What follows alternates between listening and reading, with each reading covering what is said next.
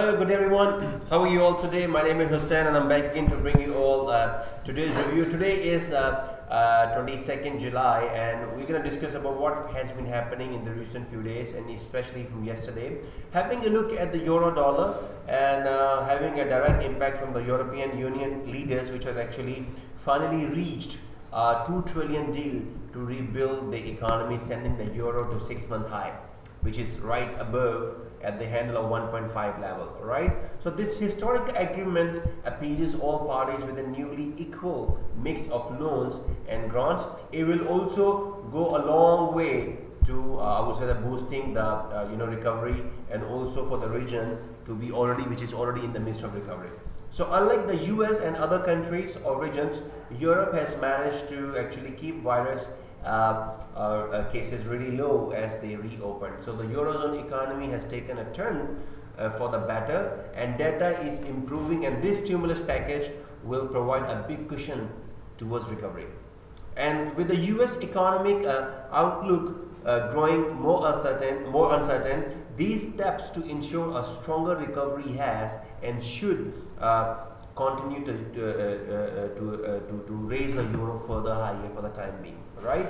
So with that said, you see there is a minor resistance in the eurozone. I would see that a lot of people could be curious to know what's going on in this, and if I see from a daily perspective chart, I see that there is a correction coming anytime soon, right?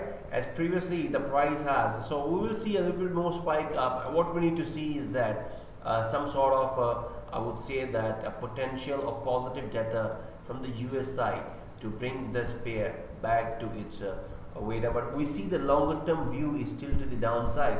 And having a look at the US dollar, on the other hand, which actually traded lower against all of the major currencies, and there was no US data and which was actually released. And having a look at stock market, especially stocks, they actually rallied all the way up. And also the 31st July, which is like extra unemployment benefits, which is going to expire, you see, which was actually providing ongoing support to the US economy. And also we see that that is expiring right now. So we need to wait and see what will be the next the plan from the Congress to stabilize the economy from there. And also the dollar could become less attractive if the White House wants to have a payroll tax cut, and there are significant differences on whether that's the best way to cushion the economy from another downturn from the highest than previously.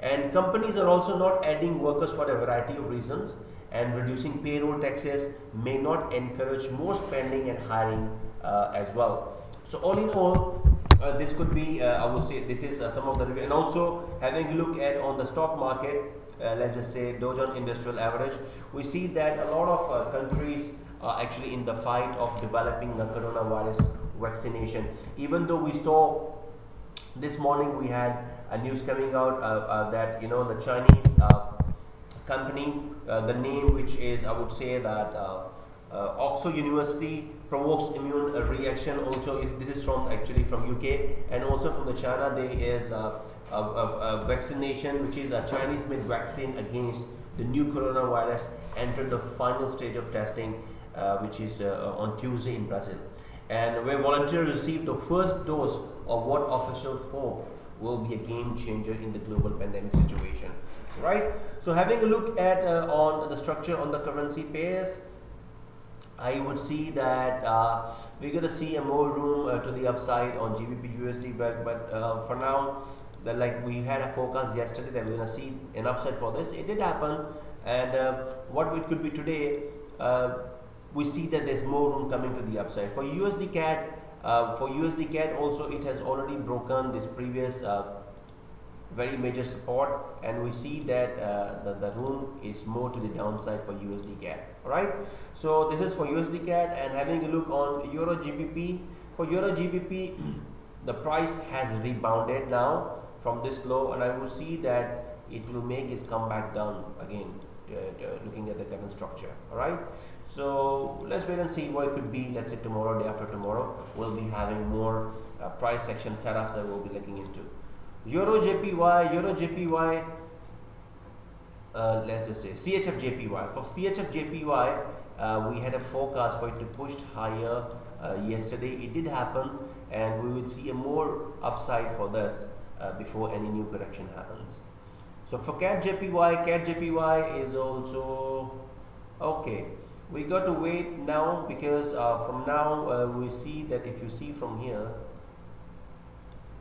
and then from here, yeah, we're gonna see more room to the upside for this. But when I try to understand this pattern, it opens a room to the upside, right? So there's a more upside coming for this, right? So that's all for today and for this week. For now, we'll be having more updates and also more forecasts, which we will be providing you from time to time, and that will be keeping you informed and updated about the financial markets. Signing off for now. Thank you very much, and we will see you guys again.